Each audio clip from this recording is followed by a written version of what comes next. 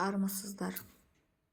Қазақша каналымды қолдап, тіркеліп, лайк басып, өз ойларыңызды, пікірлеріңізді жазып кетіңіздер. Міндетті түрде жауап беремін. Авторы Марғұлан Ақан. Автобустағы махаббат хикаясы. Шағын әңгіме. Бірінші күн. Тимирязев көшесінің бойындағы Гранд Лове Кинема деген кафенің үстінде тұрамын. Әдеттегідей үйдің жанындағы аялдамаға келдім. Бүгін дүйсенбі. Жұмысқа бет алдым. Соңғы бір айдың ішінде таксимен жүру мүмкін болмай қалғандықтан автобуспен жүруді әдетке айналдырдым. Номері 205 автобус алыстан қол бұлғап ентелеп келе жатыр. Осы автобусқа ғана мінемін. Дәл жұмысымның қасынан тоқтайды.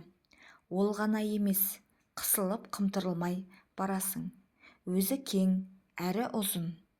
Қол сөмкемді көтеріп, ішке еніп бара жатыр едім. Алба-жұлба киінген біреу қағып соғып, ішке лып етіп енді. Ештеңе болмаған адамдай мен де кіріп, жол ақысын төледім де, бос тұрған орынға отырдым. Қасыма жаңа ғана алып ұшып кірген жігіт отыра кетті. Студент болса керек. Қыстың ызғарына қарамай, үстіне жеңіл бірдеңе іле салған, басында жумапты. Өзі көшенің тентегіне ұқсайды. Аяғынан басына дейін қарап шығып, жүзіне үңілдім. Мені байқағанда жоқ. Қарама-қарсы жақта отырған қызға көзін қысып ойнап отыр. Қарашы, дос, әдемі, түсінбедім. Ана қызды айтамын. Бағанадан мән беріп қарамаған қызға мен де үңілдім. Аппақ бас киімі мен үстіне киген сұр пальтосы, балтырына дейін көтеріп киген етігі бәрі жарасып тұр. Іштей мақтанып отырмын. Қазақтың қыздары шынымен керемет қой, деп. Талдырмаш жүзіне біткен жалғыз мен еріннің қасынан сызып қойған суреттей біткен екен. Көрген адамның есін алады. Не болды? Ұнап қалды ма? Ау жоқ. Жас жігітке қарап күлдім. Әл-Фараби атындағы қа.зы.у аялдамасына жеткен кезде қыз орнынан тұрып, автобустан шығып кетті.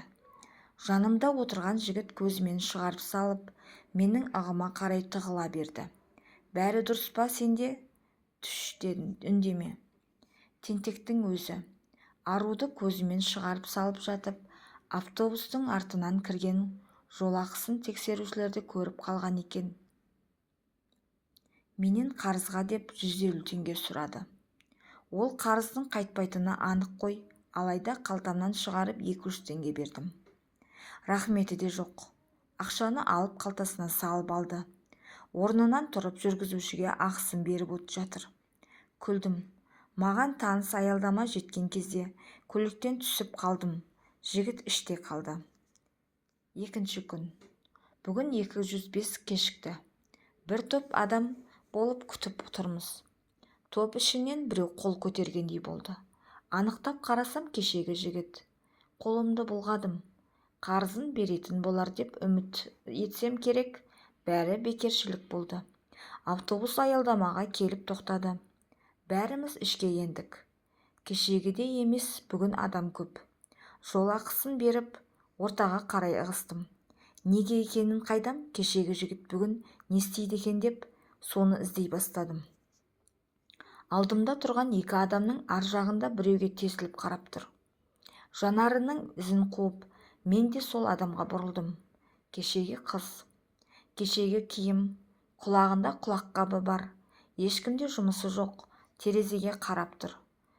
Психологияға байланысты бір кітаптан оқығаным бар еді. Егер адамға біреу тесіліп қарап тұрса, оған ол міндетті түрде бұрылып қарайтынымыз. Теория орындала кеткендей, қыз басын бұрып жігітке қарады. Ешқандай сезім, күлкі жоқ, суық қарады. Дәл осы кезде жігіттің жанарына көзім түсті. Мұндай ғашықтың көзін соңғы рет қашан көргенім есімде жоқ. Жанарының ішінде тұтанып жатқан от аласұрып бара жатқан жүректің күйін көзінен көріп тұрмын.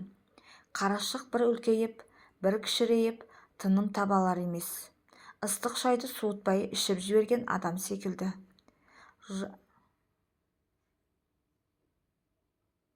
Жан дүнием жылып сала берді.